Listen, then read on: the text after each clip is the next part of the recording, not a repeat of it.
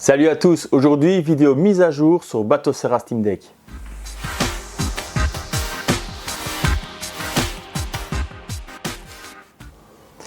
Alors on va commencer déjà par dire merci à l'aide que j'ai reçue. Donc là on est à 500 abonnés, un peu plus, depuis le 31 mars. C'est peut-être pas grand chose pour certains, pour moi en tout cas c'est énorme. J'ai eu de l'aide de certaines personnes et je voulais les remercier avant de commencer le sujet. Déjà commencer par celui qui est là depuis je crois que c'est un des premiers abonnés, c'est Mike, donc de la chaîne Vega TV. Donc encore un grand merci à toi de m'avoir aidé, de m'avoir soutenu depuis le début, de m'avoir boosté de par tes vidéos en parlant de moi ou en m'accueillant simplement sur ta chaîne. Donc ça déjà, un tout grand merci mon poteau. Ensuite, il y a eu Gronenes, merci à toi. Tu as aussi contribué à cette ascension jusqu'au 500 premier abonné. Suite à un échange, je lui avais envoyé des jeux et lui alors il a montré les jeux un petit peu que je faisais, mais ça il y a des tutos si vous voulez les faire vous-même sur les jeux Mega Drive. Donc il a parlé de moi, il a posté un lien sur ma chaîne et tout, ça a amené du monde de sa chaîne, donc un grand merci à toi, on se voit à la Pixel. Ensuite il y a eu Ryu, donc Ryu de la chaîne Ryu Gaming, qui lui avait déjà aussi parlé de moi un petit peu avant, mais là il y a vraiment eu un gros coup de boost car il a partagé une de mes vidéos. La première vidéo Batocera Steam Deck, dont on va justement voir la suite maintenant. Vraiment un tout grand merci à lui. Il nous a accueillis pendant toute une journée avec Mike. On a pu filmer sa collection. On a vraiment kiffé. C'était une journée extraordinaire. Un tout grand merci à lui. C'est quelqu'un de très gentil, de vraiment humain. C'est pas une façade qui se donne. Il est vraiment sympathique. Ensuite, il y a eu Retropolo qui est arrivé vraiment comme ça, sans crier gare. J'ai commenté une de ses vidéos où il parlait de boîtes contrefaçon qu'on peut acheter sur Etsy pour les jeux Game Boy, mais ça marche aussi pour les boîtes de consoles, etc. Donc suite à ça, je lui ai simplement parlé des boîtes que je montre là parce qu'elles sont là, les boîtes custom que je fais moi-même via le site, etc. Enfin, via une vidéo, tout est expliqué. C'est une des premières vidéos de la chaîne, c'est comment rendre vos jeux en loose sexy, un truc comme ça. Enfin, il y avait quelque chose, comment mettre en valeur vos jeux en loose dans des boîtes universelles. Elles sont toutes là, donc moi il me suffit de me baisser.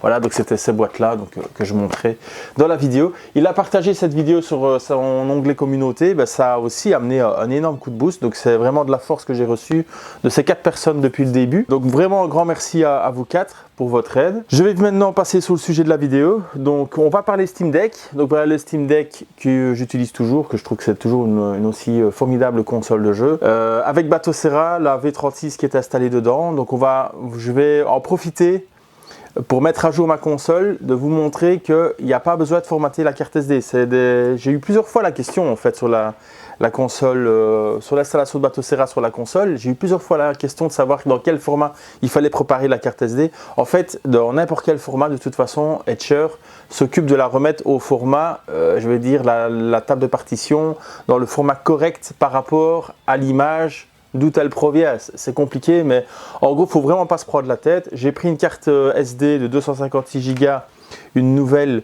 J'ai installé sans formater quoi que ce soit. Batocera s'est installé et ça fonctionne du premier coup. Et alors j'ai recommencé l'opération avec ma 400 Go, ce que vous allez voir dans la vidéo. Je l'ai reformaté avec Dispart. En format NTFS, j'ai directement gravé Etcher dessus. Je mets la carte SD dans le Steam Deck, je démarre, ça démarre. Donc il n'y a vraiment pas à vous prendre la tête avec ça, installer des programmes FAT32 pour préparer votre carte SD, votre clé USB ou autre. Etcher se charge de mettre au bon format la carte SD. On voit ça tout de suite en vidéo. Alors une fois que la carte est quand même formatée, si jamais vous voulez la récupérer, je vais recommencer encore une fois. J'ai déjà expliqué plusieurs fois cette petite démarche. Donc la démarche, bien entendu, pour formater, je le répète, c'est Diskpart. Donc Diskpart, pour ce faire, vous ouvrez une invite de commande dans Windows. Donc pour ça, vous cliquez sur le petit onglet, petit logo Windows que vous avez en bas à gauche de votre ordinateur et vous tapez avec vos petits doigts C, M et D. Il y aura invite de commande qui apparaîtra, vous validez et vous aurez donc la fenêtre qui est ouverte en ce moment que je vous montre là. Donc j'ai encore rien fait, on va commencer maintenant ensemble. Donc vous tapez Diskpart, je vais aller doucement comme ça. Vous avez une fenêtre, bon, vous ne la voyez pas sur l'OBS, mais qui demande si vous voulez vraiment autoriser cette application à apporter des modifications à votre appareil, vous validez, vous dites oui. Il ouvre une deuxième fenêtre.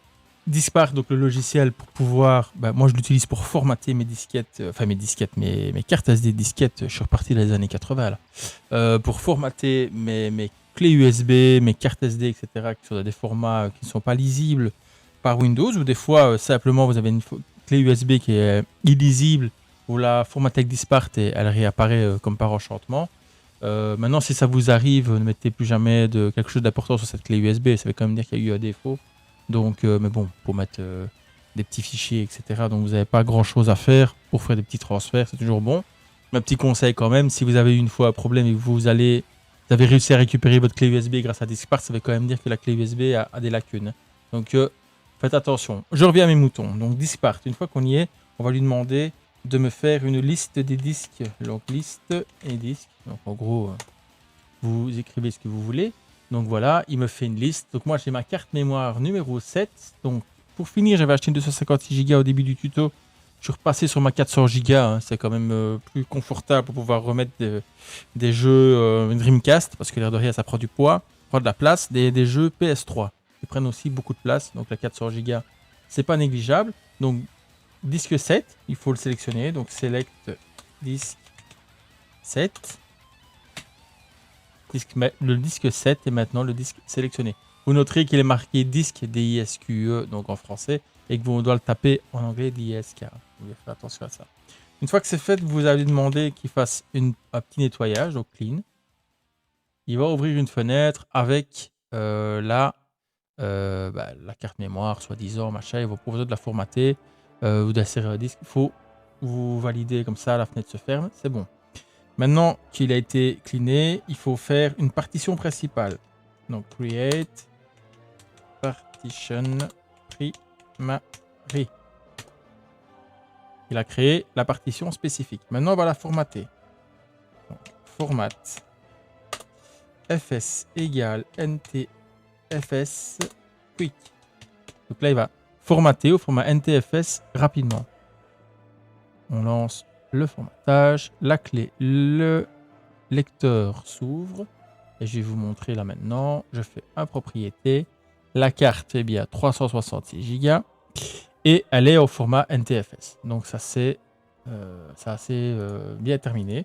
Donc maintenant que c'est fait sur la 400 Go, je vais simplement faire ce que j'avais fait sur la 256 Go. Je vais recommencer maintenant. C'est-à-dire que je vais aller dans téléchargement. Je dois avoir normalement... où est-ce qu'il est le bas? Lena Etcher, je vais l'ouvrir. Vous voyez que j'ai pas mal de fichiers. Il va falloir que je range un petit peu tout ça. Etcher est ouvert. Je vais chercher l'image. Donc l'image, elle est dans téléchargement. Je vais sélectionner la cible. Je prends ça. Il me dit qu'elle est trop large. C'est pas grave. On sélectionne et on fait un flash. On dit qu'on est sûr, il veut juste dire qu'ici que l'image est inférieure à la taille de la carte SD, donc on va perdre de la place pour lui. Moi je mets oui. Donc vous avez bien vu, la carte SD, elle est en NTFS. Hein. D'accord? J'ai lancé Balena Etcher et c'est parti. Il grave son image, il me dit que ça va prendre 1 heure, donc moi je vais le laisser tourner tranquillement. On se revoit une fois l'image gravée. Là, vu l'heure qu'il est, ça sera sûrement demain matin parce qu'il est excessivement tard. Et je sors la carte SD, on passe en vue caméra, je plug dans le Steam Deck et vous allez voir que même en partant du NTFS, si je grave l'image dessus, le format sera bon, la carte SD va fonctionner. Alors je vais en profiter dans cette vidéo pour vous montrer comment faire. Ça, c'était un abonné qui m'a expliqué la technique, donc c'est pas de moi. Je le remercie vraiment grandement. C'est en éditant le fichier config qui est sur la carte SD, on peut très simplement récupérer l'entièreté de la carte SD. Donc en fait, j'explique vite fait. Vous avez une carte SD de 512 Go, vous gravez une image de 64 Go, la carte SD sera formatée comme une 64 Go, vous allez perdre tout le reste de votre carte. Donc en faisant cette petite manip, vous récupérez l'entièreté de votre carte SD pour pouvoir y installer des nouveaux jeux. Bon ben voilà, l'image est gravée. Donc une fois que l'image est gravée, automatiquement Windows ouvre la fenêtre de l'image Batocera. Donc comme je vous avais montré, elle était bien en NTFS au moment du formatage et maintenant elle est en FAT32. Donc c'est bien ce qui me semblait. Comme je le disais, Etcher, qu'est-ce qu'il fait lui? il reformate et il remet au bon format la clé ou la carte SD, enfin ce que vous voulez utiliser, au bon format. Donc maintenant, ce qu'on fait, je ferme tout. Il me demande de formater, il ne faut surtout pas, donc on met annuler. Ici, on voit que c'est terminé, on ferme, on annule, on ferme, tout est fermé. On enlève la carte SD. Bon, c'est un petit peu mieux, donc la carte mémoire est là, je l'ai en main. Je vais l'insérer directement dans le Steam Deck. Donc, Steam Deck ici. On rentre la petite carte mémoire. On fait volume et on allume. Donc, je vais chercher la carte SD. Donc, je vais pas refaire le topo. Tout est dans la vidéo installation Batocera sur le Steam Deck. C'est juste pour prouver que moi, de mon côté, j'ai pas de problème. Donc voilà, elle boot pour la première fois sur Batocera. On va voir si tout se passe bien. Ça prend un peu de temps, c'est normal.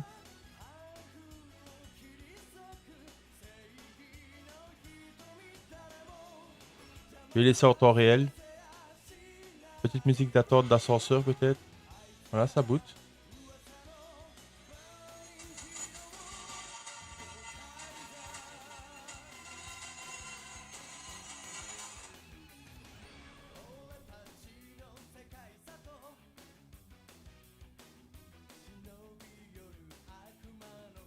Bah, ça fonctionne, hein.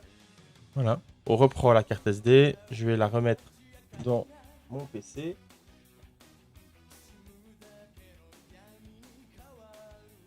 Ça ouvre, donc toujours bien annulé, hein, ne pas formater. Ça ouvre ceci. Moi, je vais ouvrir ça.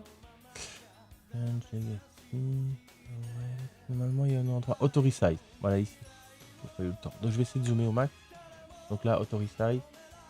Vous enlevez.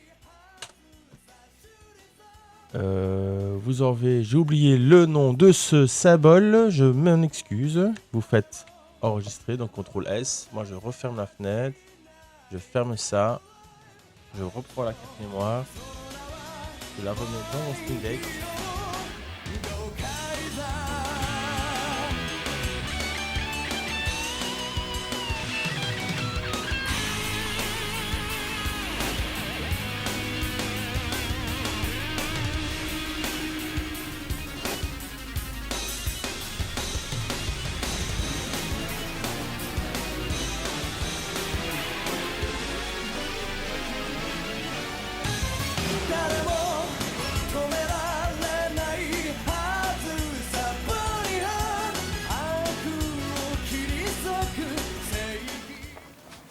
Alors voilà, ainsi s'achève cette vidéo. Donc comme vous l'avez vu, pas besoin de se prendre la tête pour le format de la carte SD. Vous la glissez dedans, vous lancez Etcher, vous gravez votre image et Etcher s'occupe de mettre au bon format la carte SD.